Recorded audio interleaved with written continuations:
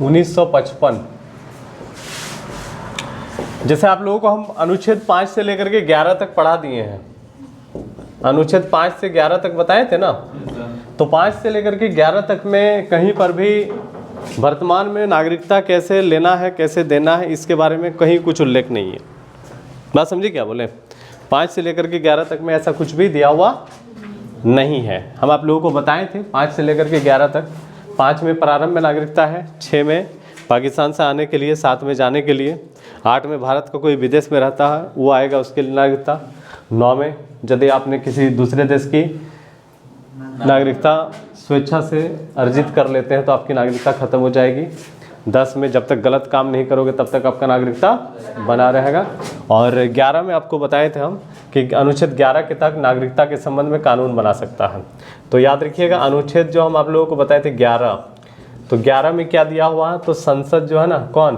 संसद नागरिकता के संबंध में कानून बना सकता है। ठीक है, अनुच्छेद कितना के तहत? 11 के तहत। तो सवाल आप लोगों को पूछा जाएगा कि नागरिकता के संबंध में कानून बनाने का अधिकार किसको है? संसद को है। तो नागरिकता के संबंध में कानून बनाने का अधिकार संसद को है। संसद कौन से अनुच्छेद के तहत कानून बनाती है? अनुच्छेद 11 के तहत। ठीक है, तो संसद ने अनुच्छेद 11 का प्रयोग करके नागरिकता अधिनियम 1955 बनाया और यही चल रहा हम लोगों का, इसी में संशोधन वगैरह होते रहता है। ठीक है, तो इसी पर डिस्कस करेंगे हम लोग, तो ध्यान से सुनना है। नागरिकता अधिनियम 1955। ठीक है, संविधान निर्माताओं ने उस समय की परिस्थिति को देख करके 5 से लेकर के 11 बता दिया, लेकिन बोला देश ऐसा नहीं है कि आपका रुक जाएगा, देश तो चलता ही रहेगा। तो चलता रहेगा तो बहुत तरह का परिस्थिति आएगा और उस परिस्थिति के हिसाब से संसद को पावर दिया गया कि आप अपने हिसाब से नियम कानून बना सकते हो। बात समझ में आ रहा है क्या बोल रहे हैं? तो याद रखिएगा नागरिकता अधिनियम 1955, ध्यान दीजिएगा क्या बोल रहे हैं। मतलब आप लोगों को सवाल आप लोगों को पूछेगा कि नागरिकता लेने देने का विस्तृत जानकारी मूल संविधान में है क्या? नहीं है। बात समझ में आ रहा है क्या बोल रहे हैं? नागरिकता लेने देने का विस्तृत जानकारी मूल संविधान में है? नहीं है। बात समझ में आ रहा? तो उस समय की परिस्थिति को देख करके उसको बनाया गया। बाद में नागरिकता अधिनियम 1955 बना, जिसको हम लोग पढ़ेंगे। ठीक है, तो नागरिकता अधिनियम 1955 जो हम आप लोगों को बता रहे हैं, ये अनुच्छेद 11 के तहत किसने बनाया इसको? पार्लियामेंट ने बनाया, संसद ने बनाया। बात समझ में आ रहा है क्या बोल रहे हैं? तो नागरिकता अधिनियम 1955 जो हम आप लोगों को बता रहे हैं, ध्यान से सुनना है और समझना है। याद रखिएगा बड़ा ही इंपॉर्टेंट है। नागरिकता अधिनियम 1955 जो है ना, आपको याद रखिएगा 5 टाइप से, कितने टाइप से? 5 टाइप से आपको नागरिकता प्रदान करता है। कितने तरीके से? 5 तरीके से नागरिकता याद रखिएगा प्रदान करता है। ठीक है, कितने टाइप से? 5 टाइप से। बात समझ में आ रहा है क्या बोल रहे हैं? तो नागरिकता अधिनियम 1955 आपको सवाल पूछेगा कितने तरीके से नागरिकता प्रदान करता है? 5 तरीके से। 5 गो टाइप से आपको नागरिकता देगा। कौन? नागरिकता अधिनियम 1955। ठीक है, तो याद रखिएगा प्रेजेंट में नागरिकता कैसा है, नहीं है, कैसा मिलना चाहिए, नहीं मिलना चाहिए, ये सारी चीज़ें नागरिकता अधिनियम 1955 में दिया हुआ है। जिसको किसने बनाया ये कानून? संसद ने बनाया। अनुच्छेद कितना के तहत बनाया? तो 11 के तहत बनाया, 11 का प्रयोग करके बनाया। समझ पा रहे हो ना? ठीक है, तो नागरिकता अधिनियम 1955 आपको कितने टाइप से नागरिकता देता है? 5 तरीके से नागरिकता देता है। कितने तरीके से? 5 तरीके से नागरिकता देता है। ठीक है, इसमें कई बार संशोधन भी हुआ था। 1992, 2003, 2005, 2019 में CAA आया ना, सिटीजनशिप अमेंडमेंट एक्ट, नाम सुने हो ना आप लोग? तो याद रखिएगा सबसे पहले हम लोग बात करते हैं नागरिकता अधिनियम 1955 5 तरीका क्या क्या है। तो एक सबसे पहले याद रखिएगा जन्म के आधार पर, जन्म के आधार पर आपको नागरिकता। ठीक है, तो जन्म के आधार पर जो नागरिकता था ना, ये कानून बेहतर नहीं है, ये अच्छा कानून नहीं था, बहुत खराब था ये। ठीक है, मतलब याद रखिएगा जन्म के आधार पर जब नागरिकता, बाद में सुधार किया गया। तो जन्म के आधार पर नागरिकता का मतलब ये होता है कि आप कहीं से भी है भारत में, यदि आप जन्म ले लिए हैं तो आप भारत का नागरिक हो जाइएगा। बात समझ में आ रहा? तो आप खाली भारत में जन्म ले लिए हैं, मतलब ये शुरुआत में ये बड़ा घटिया नियम था ये, कि आप जन्मे यदि है भारत में तो आपको भारत का नागरिकता मिल जाएगा कभी भी। हाँ, मतलब है जैसे मान लीजिए आपका माता पिता किसी भी देश का है, वो यदि दिखा दिया कि भारत के कोई हॉस्पिटल में जन्मा है तो तुमको नागरिकता दे दिया जाएगा। बात समझ में आ रहा है क्या बोल रहे हैं? अब याद रखिएगा कि कहा गया कि कोई भी आके यदि जन्म ले लेगा भारत में तो भारत का नागरिक हो जाएगा। पाकिस्तानियों ने इसका बड़ा मिसयूज किया, बड़ा फ़ायदा उठाया था। बात समझ में आ रहा है क्या बोल रहे हैं? पाकिस्तानियों ने इसका बड़ा मिसयूज किया था। तो पाकिस्तानियों का देखिएगा बहुत सारा पत्नी रहता है, 2-4 को तो पत्नी रहेगा ही रहेगा, ठीक है। और 2-4 को पत्नी मान लीजिए रहेगा, किस 2-3 को भारत में छोड़ दिया हो। ध्यान देना क्या बोल रहे हैं। और उन लोगों का यदि डिलीवरी यहाँ करा दिया गया भारत में, तो जो बच्चा पुत्र होगा वो क्या कहलाएगा? भारतीय कहला जाएगा। और वही बच्चा आगे चल करके आतंकवाद बन जाएगा। बात समझ में आ रहा है क्या बोल रहे हैं? तो याद रखिएगा, बड़ा ही इंपॉर्टेंट है, ध्यान देने, इसका बड़ा मिसयूज किया गया। बात समझे? तो यहाँ पे देखो ध्यान देना कि अब इसके बाद इसमें संशोधन किया गया, मतलब सरकार का आँख खुला 31 साल बाद। तो जन्म के आधार पर जो नागरिकता है ना, इसमें 1900 याद रखिएगा 86 में है ना संशोधन किया गया। पता चल रहा? तो 1986 में। अब 1986 में जब संशोधन किया गया, बोला ठीक है संशोधन किया गया। क्या संशोधन हुआ? तो 1986 में नियम बना दिया गया कि जो भी भारत में जन्म लेगा उसका माता या पिता में से कोई भारत का नागरिक होना चाहिए। बात समझिए क्या बोले? ये बोल दिया गया 1986 में कि पहले क्या सिस्टम था कि आप सिर्फ जन्म यदि लिए हैं तो आप हो जाइएगा भारत का नागरिक बच्चा, ठीक है। पाकिस्तानियों ने इसका बड़ा मिसयूज किया, है ना। आप मान लीजिए, कहने का मतलब है, ध्यान देना क्या बोल रहे हैं कि 1986 में इसमें संशोधन किया गया कि माता या पिता में से कोई एक भारत का नागरिक होना चाहिए, ठीक है, होना ही चाहिए। आप देखो ध्यान देना क्या, लेकिन इसमें भी कुछ ये दिक्कत हो रहा था। दिक्कत ये हो रहा था कि फिर भी इसका मिसयूज हो रहा था। बात समझ में आ रहा है क्या बोल रहे हैं? जैसे याद रखिएगा, तो मिसयूज जब हो रहा था, इसमें 2003 में एक बार और संशोधन किया गया। कब संशोधन किया गया? 2003 में। होता क्या था कि पाकिस्तान का जो आदमी रहता था ना, वो लोग क्या करता था, जम्मू कश्मीर में किसी लड़की से शादी कर लिया। अब जम्मू कश्मीर भारत का, तो लड़की हो गई भारतीय, आदमी हो गया पाकिस्तान का। पता चल रहा? तो बच्चा पुत्र पैदा हो गया, उसका माँ तो है ना भारतीय, तो वो कहाँ का हो जाएगा? भारत का हो जाएगा। तो प्रक्रिया वही चल रहा था 1986 के बाद। इसीलिए याद रखिएगा 2003 में फिर संशोधन किया गया। अब 2003 में बोला गया कि देखो, माता पिता दोनों का नागरिकता वैलिड होना चाहिए, इनवैलिड नहीं होना चाहिए, वैलिड होना चाहिए। मतलब ये कि कहने का मतलब है कि तुम पाकिस्तान से आ रहा है, ठीक है, ठीक है, तो तुम आ रहा है कुछ बोल करके और यहाँ घटना कुछ और कर रहा है। पता चल रहा है क्या बोल रहे हैं? तो याद रखिएगा, बड़ा ही इंपॉर्टेंट है। बोला दोनों का नागरिकता क्या होना चाहिए? वैलिड होना चाहिए। बात समझे क्या बोले? तो बोला क्या? तो याद रखिएगा, जैसे कहने का मतलब है, आप यदि बोलिएगा कि हम जा करके भारत जा रहे हैं, मान लीजिए पाकिस्तान का कोई आदमी जम्मू कश्मीर आएगा। अब जम्मू कश्मीर में आकर के मान लीजिए यदि वो बोलता है कि हमको जाके शादी करना है, तो उसको आने दिया ही नहीं जाएगा।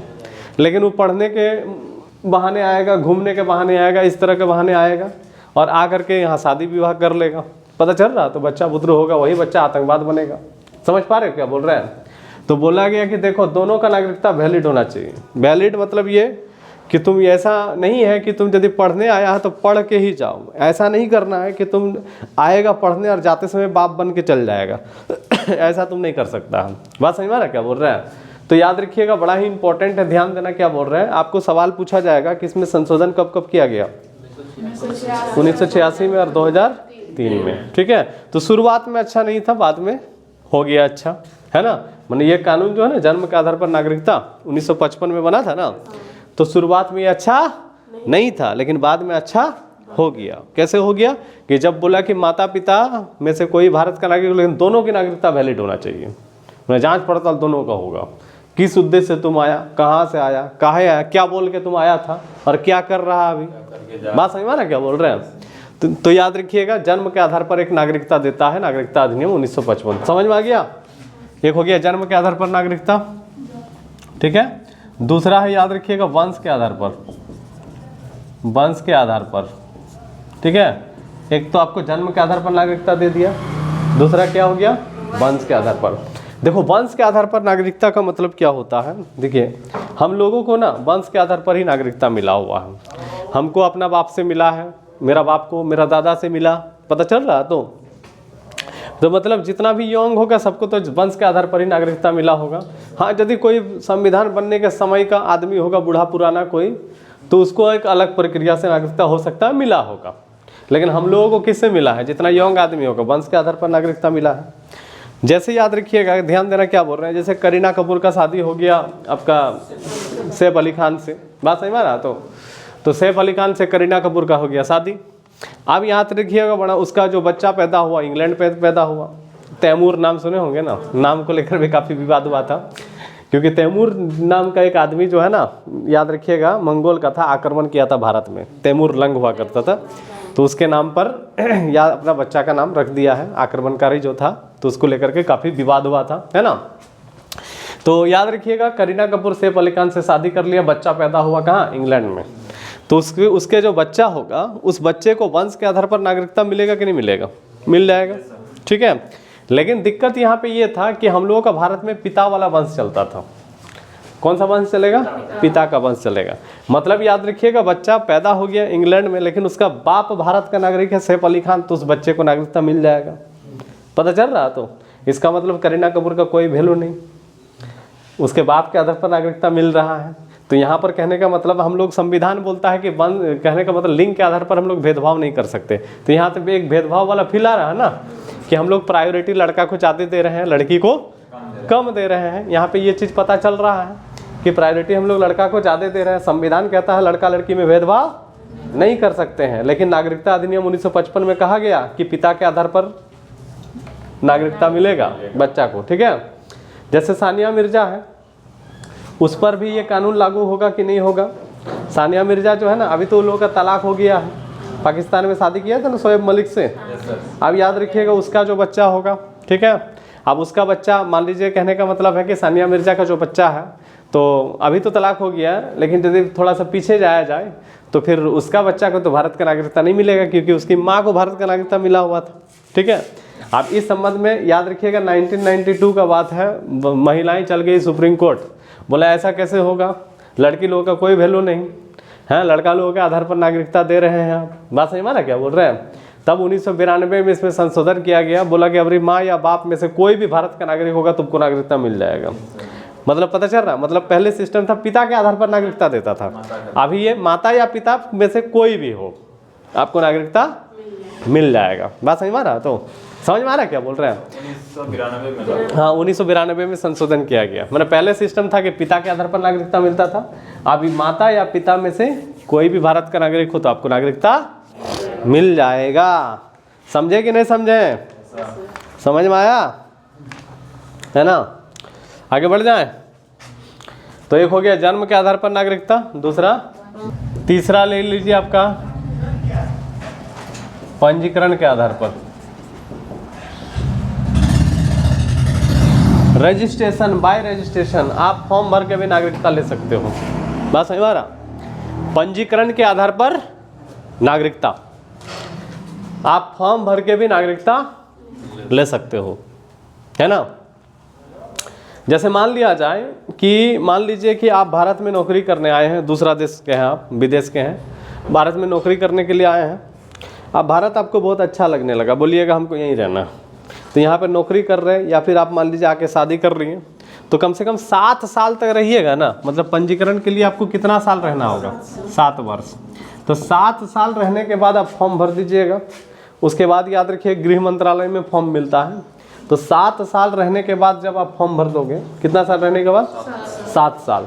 तो 7 साल रहने के बाद जब आप फॉर्म भर दीजिएगा, उसके बाद याद रखिएगा सरकार डिसाइड करेगा कि तुमको नागरिकता देना है कि नहीं देना है। तो पहले ये 7 साल वाला सिस्टम जो था ना, पहले 6 माह था कि 6 महीना भारत में रहो नागरिकता ले लो। उसके बाद याद रखिएगा 5 वर्ष हो गया, कितना वर्ष हो गया, 5 वर्ष। उसके बाद याद रखिएगा ये कितना हो गया, 7 वर्ष हो गया।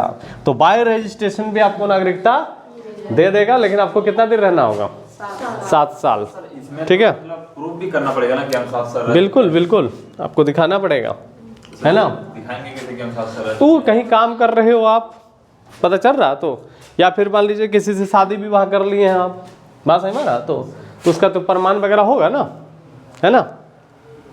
समझे कि नहीं समझे। ये क्या हो गया, बाय रजिस्ट्रेशन। तो पंजीकरण के आधार पर, तो हम आपको बता रहे हैं नागरिकता अधिनियम 1955 ये 5 तरीके से आपको नागरिकता देता है। तो सबसे पहले 5 तरीके से नागरिकता देता है। तो सबसे पहले क्या बताएं हम आप लोगों को, जन्म के आधार पर नागरिकता दे रहा है। दूसरा क्या बताएं, तो तीसरा क्या बताएं, पंजीकरण के आधार पर। समझ ना गए, कोई तकलीफ नहीं है, आगे बढ़ा जाए, है ना। पंजीकरण के बाद आप ले लीजिए एक आपका देशीकरण के आधार पर। नेचुरलाइजेशन, याद रखिएगा देसीकरण के आधार पर, चौथा ना, देशीकरण के आधार पर, ठीक है। तो देशीकरण के आधार पर जब आपको नागरिकता दे रहा है, किस आधार पर?